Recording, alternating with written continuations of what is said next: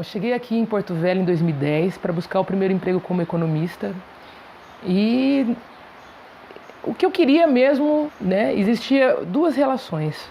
O querer, que era muito forte, né, mas o poder, que a gente não tinha muita noção, né? O que é o poder, o que é o querer? Isso eu comecei a travar aqui nessa terra, aqui em Rondônia, aqui em Porto Velho. E eu digo no aspecto de eu queria um emprego, mas eu não sabia que eu podia fotografar.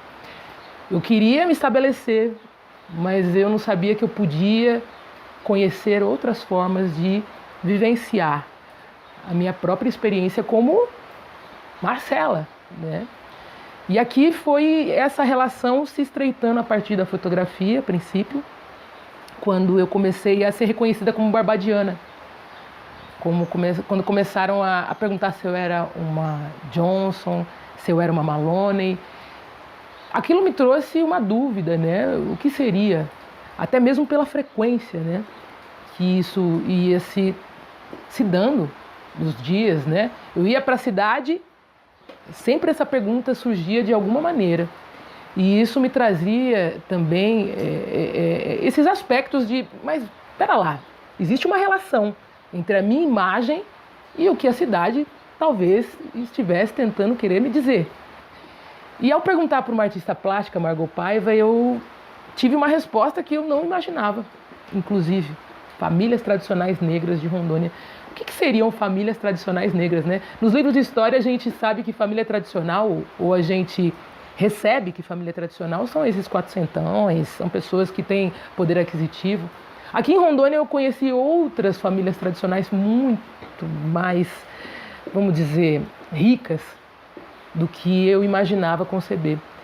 Os barbadianos, né, que são os afro-antilianos, que são muitos, né, uma diáspora gigante, é um nicho de família tradicional e também é um grupo de populações negras que tem dentro vários grupos de populações negras.